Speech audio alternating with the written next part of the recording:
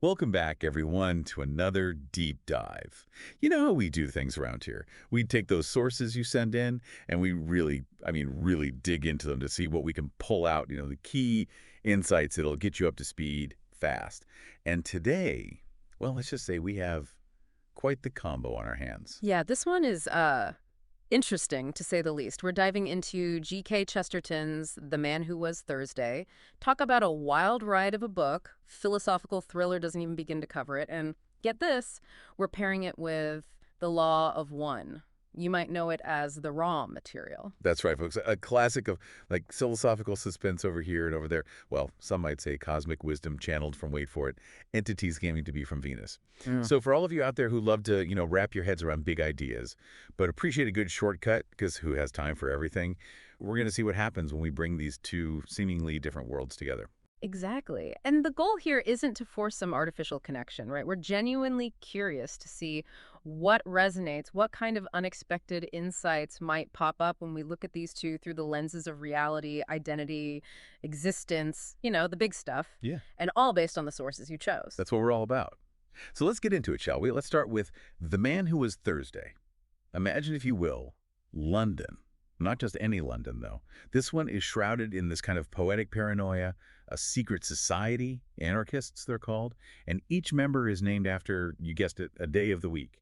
And they're supposedly the masterminds behind all the chaos engulfing the city. Oh, yeah. They're a real force to be reckoned with, supposedly. And our way into this whole mess is through this poet, Gabriel Syme. Turns out he's been recruited by, well, pretty shadowy police force to infiltrate the council. He becomes Thursday, undercover, deep undercover. Talk about walking a tightrope right from the start. You're plunged into this game of who can you trust? You start questioning everyone's motives, their allegiances.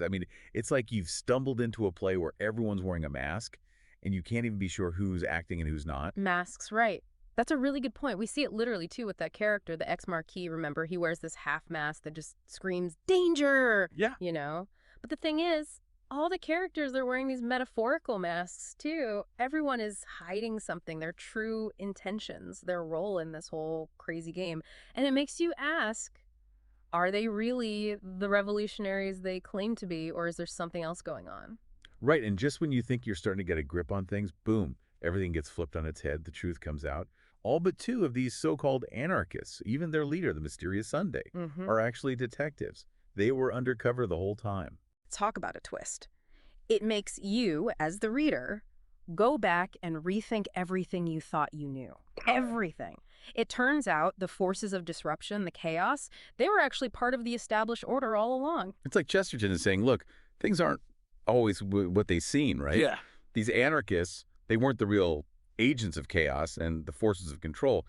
Well, they were working in a much more subtle and, you could say, sneaky way than anyone expected. It's brilliant, really. And then there's Sunday. Even after this massive reveal, he's still this enigma, this puzzle we can't quite solve. Even with the excerpts we have, there's this lingering question. Is he some kind of puppet master pulling the strings, guiding everything towards some, higher purpose? Or is there something even deeper, even more, awe-inspiring, maybe even terrifying about him? Because the other characters, they definitely feel this weird mix of fear and loyalty towards him. It's almost like they worship him. It's unsettling, for sure. Even Syme, right, the guy who's been right in the thick of it all this time, he has this moment where he says, I think it is 6 men can ask one man what they mean. I was like, after everything they've been through, they still don't even fully understand what it all meant. They thought they were in control, but it turns out they were just pawns in a much bigger, more mysterious game. So, yeah, we've spent some time in the shadows of Chesterton's London. Buckle up, folks. Time to jump into the cosmos, because next up is the Law of One. Here we go. So, the raw material, it claims to be a direct line to a social memory complex, and they call themselves Ra. And get this, they say they're originally from Venus, from like way back in the day. But the core idea, the heart of it all, is this thing called the Law of One. And what that means is everything in the universe, everything is connected. It's all one, ultimately. It's like, imagine every drop of water in the ocean. They're all part of the same thing, right? Okay, I think I'm starting to get it. Okay. But then there's this thing about densities of consciousness. What are those exactly? All right, think of it this way. You've got different levels of like vibration, different frequencies of energy. That's one way to think about densities. And the raw material lays out this progression, a kind of ladder you climb. starting with third density, then fourth, fifth, and so on. Each one represents a stage in the evolution of, well, consciousness. So like levels of understanding. Exactly. And Earth, according to Ra, we're in a bit of a transition phase right now. We're moving from third density to fourth. You could even compare it to like going from basic arithmetic to algebra. Things are getting more complex. Okay, I'm following you, but now you got to explain these wanderers. Seriously, it sounds like something straight out of a sci-fi movie. All right, so wanderers. They're described as these beings who have already evolved to those higher densities, climbed higher up the ladder, but they choose to come back down, incarnate on planets like Earth, which is still stuck in third density all to help out with something called the harvest. Imagine, like, the most experienced teachers volunteering to work with students who are struggling, right? They're here to help us out. Makes sense. But there's a catch, right? Yeah, there is. When these wanderers come to Earth, they go through this kind of cosmic amnesia. They forget their true nature, their higher density selves. So in a way, they're kind of like those undercover detectives in Thursday. They have these hidden identities, even if it's not intentional. That's a great parallel, actually. And you can't talk about the law of one without talking about free will. They say it's a primary distortion of the law of one. And by that, they mean it's something fundamental that allows every being to make their own choices, their own path. You can choose to serve others, to be all about compassion and unity, or you can choose to serve yourself, which focuses on, your own needs and separation from others. Sounds like a pretty important choice. It is. It's the ultimate freedom, but it comes with a hefty dose of responsibility. You learn from the choices you make, good or bad. And that's where catalyst and polarization come in. All right, break it down for us. Okay, so catalyst. Think of those as the experiences we go through in life. The tough stuff, the good stuff, the people we meet, all of it. They're like triggers pushing us to make choices. And those choices, well, they lead to polarization. Which It's basically strengthening your orientation, whether it's toward serving others or serving yourself. Rach even says that some beings, those who are really committed to one path or the other, they might even choose to go through some pretty rough experiences, just to strengthen their commitment. A service to self being, for example, they might go after power and wealth no matter the cost. While a service to others being, well, they might willingly choose to experience hardship if it means they can help others more. wow, that's a pretty intense way to think about motivation. It is. But it makes you think, right? And then there's the veil. Remember I mentioned that earlier. Yeah, remind me, what is that again? Think of it like this. It's a kind of barrier between our conscious and unconscious minds.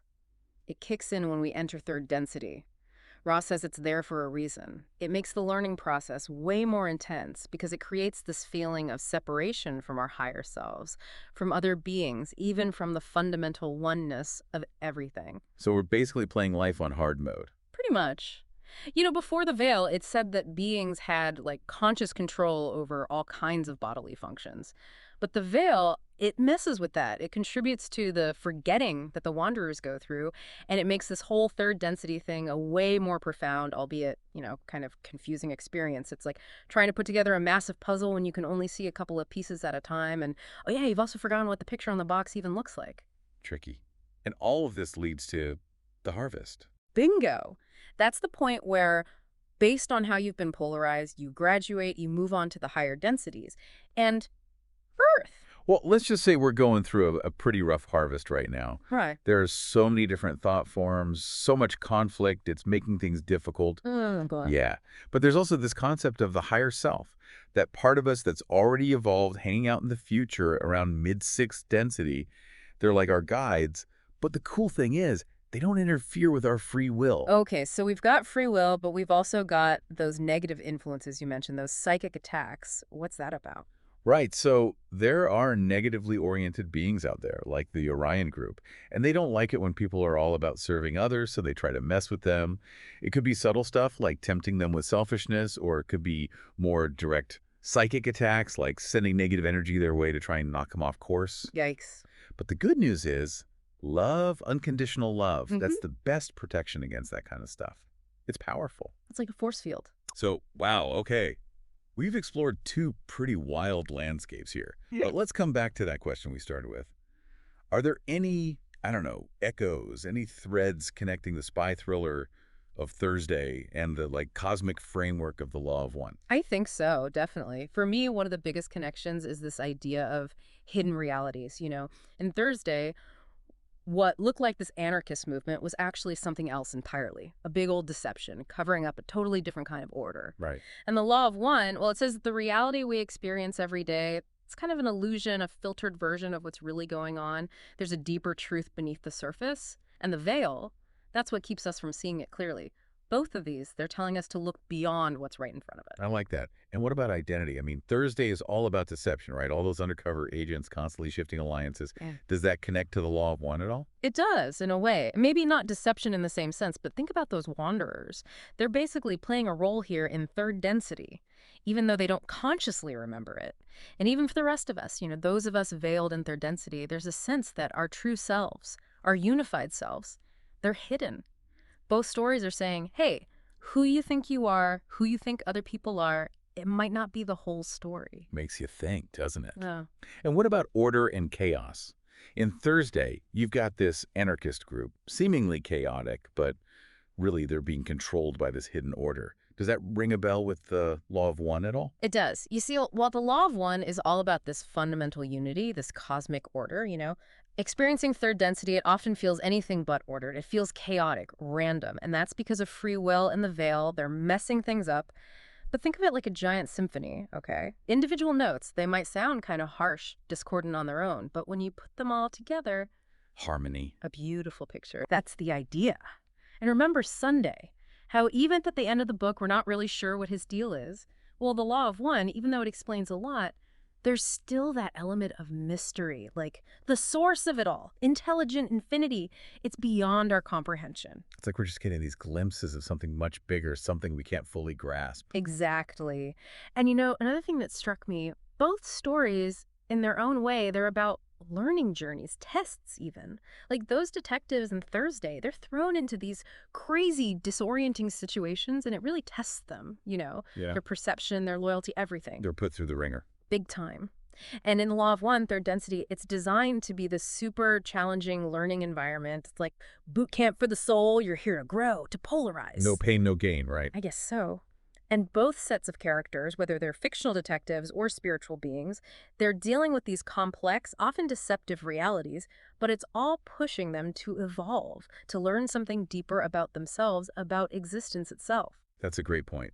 So for you, dear listener, the one who's all about getting the most knowledge in the shortest amount of time, the one who loves those aha moments, what stands out to you from this whole thing? Like this idea of hidden realities, whether it's in the political world of Thursday or the metaphysical world of the law of one, does that resonate with you? Does it change how you see the world, your own life? And thinking about the law of one and what it says about free will, about choosing to serve others or serve yourself, how does that affect how you understand people, how you see society working? Maybe the concept of the veil, it gives you a whole new way to think about like the limitations and also the huge potential of what our minds can do. That feeling you sometimes get, like there's got to be more to reality than what we see. Could that be the veil at work? Maybe. It's a thought. It is. Well, there you have it, folks. Our deep dive into these two totally different sources. But you see, they're not so different after all. We found all these connections, these threads about, reality, identity, and how we learn and make choices in these complex systems we're a part of. We always aim to give you that fast track to being informed, and hopefully we've sparked your curiosity along the way. So here's one last thing to chew on. Could those detectives in Thursday, the way they unraveled all those layers of deception to find that hidden order beneath the chaos, could that actually be like our own journey, like what the law of one describes? We're all trying to figure out the unity behind the, seeming messiness of life. Could those plot twists, those moments of confusion and then, sudden clarity, both in stories and in our own lives, could they actually be part of a bigger plan, a pattern we can't quite see yet? Something that's guiding us towards learning and evolving, both in the world of fiction and in the grand scheme of the cosmos. It's a lot to think about. It really is. So keep pondering these things, and who knows what other connections you might find. Until next time, keep exploring. Keep diving deep.